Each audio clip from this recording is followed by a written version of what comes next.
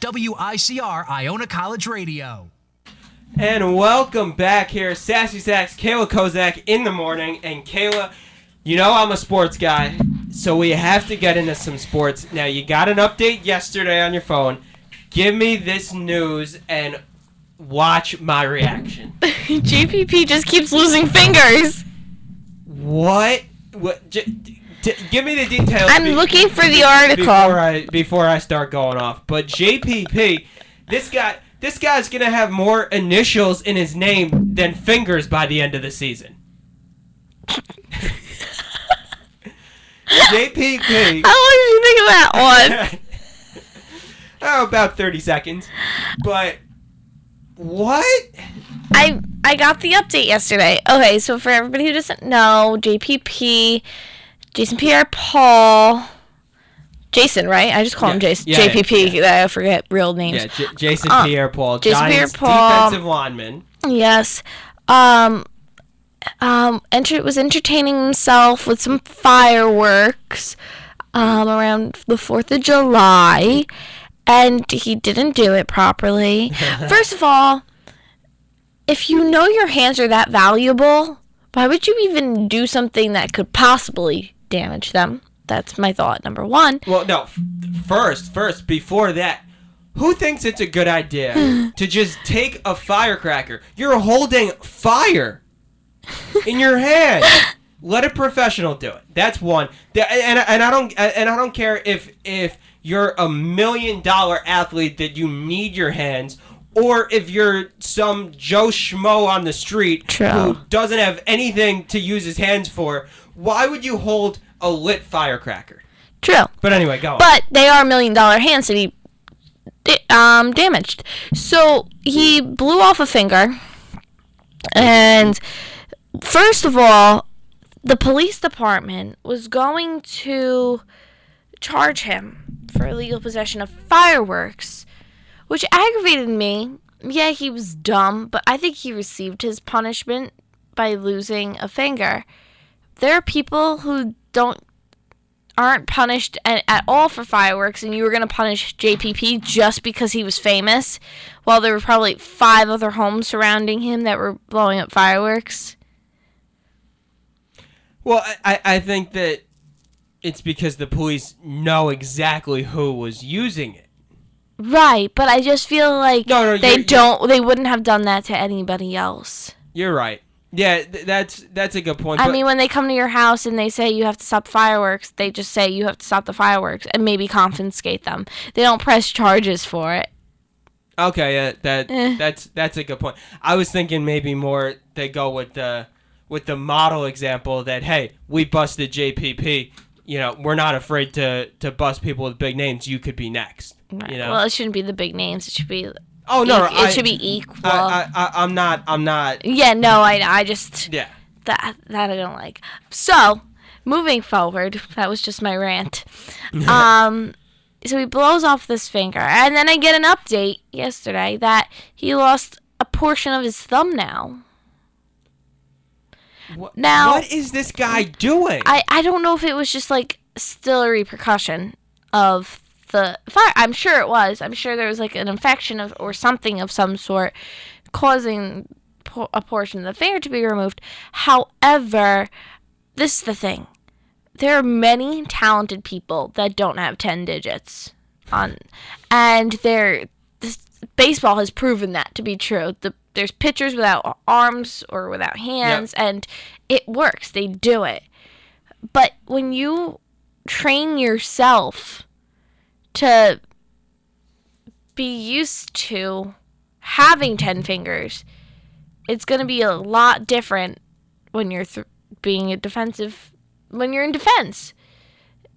Yeah, very, very true. Now, my big question is, for 21 years, I've been living with 10 fingers. Never once in my life did I ever come close to potentially losing one of them.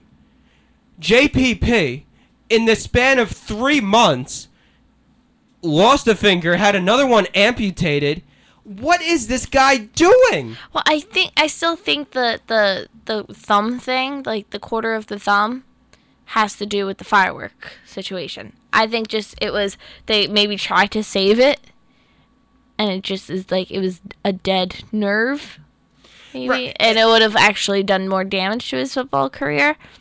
I'm just very interested to see how this is going to play out. I'm glad that you brought up his football career, because that's another thing that bothers me with this whole story. JPP did not contact the New York Giants once about this whole scenario. He doesn't go to their doctors.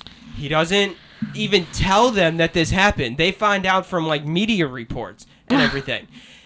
This is your team. This is your job. So you mean to tell me that if I decide to blow off one of my fingers, I'm not going to tell whoever I'm working for, or people let's that say, pay you millions and millions of yeah, dollars. even if I'm working at Stop and Shop, I'm not going to go tell my manager, hey, I got into a little accident, might have to take off a little time, might not be able to complete my duties as well as I could. And that's Stop and Shop, where you get paid, maybe $10 an hour.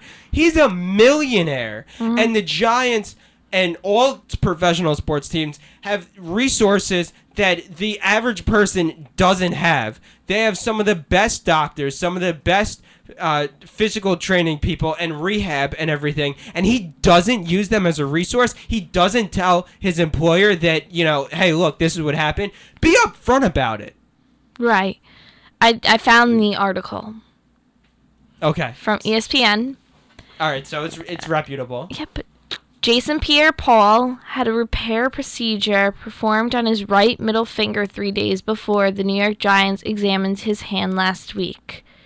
The condition of that finger and the fact that the defensive end also is missing the tip of his thumb and his entire index finger has led to some increased pessimism among the team and decision makers about his prognosis, sources told ESPN. Pierre-Paul remains convinced that he will play again this year, sources with knowledge of thinking have said, and thinks it will be relatively soon. Now, this is 3 fingers now they're talking about, because he's having repair surgery. So if you're having surgery on your nerves, then I don't know would he even be able to feel the finger potentially. And then how can you definitely know what you're doing? And what team in their right mind would put a guy with 3 fingers who has not been able to participate in any football related activities for now, going on 2 months, into a game and think, yeah, he's going to do fine. Now, I know being a defensive lineman, you really technically don't need your fingers. Right, because you you're can not. tackle Yeah, just it's fine. defense. It's not like imagine if he were a quarterback, he would have lost his job. Oh, there's no chance. There's no chance that he would even have a chance of being a job, even if it wasn't his throwing hand. But what team in their right mind would say, you know what? Let's bring in a 3-fingered defensive lineman who hasn't done anything related to football in 3 months. Right. Nobody is going to do this. And again, it's not like this is a person who was born with 3 fingers and he adapted to that lifestyle. This is somebody who grew up with 10 digits and lost like 3 of them. And 2.5. And you have to question his responsibility. I mean, you look at the relationship that he's had with the Giants and not telling them about it, and then, one, thinking that it was okay, and nothing will go wrong when you realize that you're $1 million athlete and that the littlest of injuries could cost you millions and millions of dollars. And 2, then the fact that he doesn't relay the message to the Giants. Nobody's going to go after this guy. Or someone might, but it's so stupid if they do. Right. I can go on about Jason Pierre-Paul because I just think that this whole story is just so insane that it's I don't know. Don't get me started. It's gonna make me mad. I could tell. I mean, we did get started, so we can't go back. So I can see it's getting you mad. Have we passed the point of no return in this story? I mean, you just said, don't get me started, and I'm pretty sure you just ended. So that was a rant. Don't keep me going on this rant because there's more. You could say more. No. The guy fingers. I don't know how much more we can say. It's not like it's Michael Vick. I guess I better. Or Ray Rice. Oof. Ray Rice. Just a lot of. Goes to high school across the street from me. A lot of bonehead players in the NFL. Yeah. Let's leave it at that. I think that's a good way to characterize some of the actions of some of the people that were just mentioned, and we can leave it at that. And yeah, so we'll leave off on a positive with Peyton Manning playing tomorrow with the Broncos, and I'm excited for this. Now you see, Peyton is not a bonehead. No, absolutely not. He is one of the smartest players to have ever played the game, both on the field and off the field. And he's a nice guy. I personally think his brother's not that smart. I'm a Giants fan, but I don't like Eli. I'm not an Eli fan either. Now, I'm a Patriots fan, and I have so much respect and admiration, and I really do genuinely like Peyton Manning, even though he's been the Patriots' biggest rival for the last 15 years. I'm still trying to figure out why you're a Patriots fan. Greatest team in the world. Not quite. Greatest team in the world. Not quite. I'm but sorry. let's get back to Peyton. We could talk about my Patriots any other day of the week. How about his commercials? They're just funny. He's just naturally blasé. And so they make his commercials interesting. Yeah, Buick. Just chicken parm, you taste so good. What is that? What are you saying? Yes, chicken parm tastes good. Yes, that is a jingle. Those should never go together. Now, what I think my favorite Peyton Manning commercial is his Buick one, where it's talking with like the sync system, and he's like, driving through the course with the cones on the side, and then he's like doing signal calls and everything, and then he's like, call Papa Bear, hut hut. I think, and just his accent, it's so charming. I love that commercial. He's such a nice fellow. He is. I speak as if I know him, but I do. I think I do. He's relatable, I think. I think so. And I think when your family is heavily involved in the sport too, you feel even more connected to the family. That's true. Because you're his brother too. With his brother being in it, you constantly see the Manning family as a whole.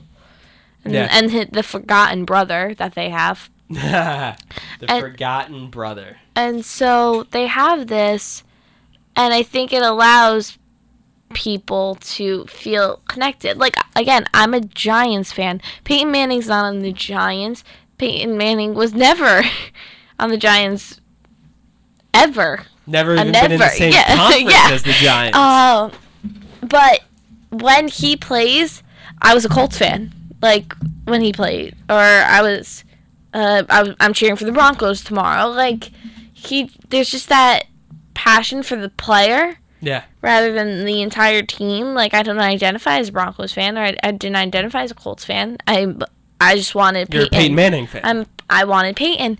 And I think it's because of the persona he goes off of. People, even with Derek Jeter. So many Mets fans were calling them their captain, too. Because he was even though they had David Wright, they were like, the captain's retired. Yeah, Derek Jeter just transcends all of sports, I'd say. Not even just New York baseball. He transcends all of sports. Right. So people are Derek Jeter fans.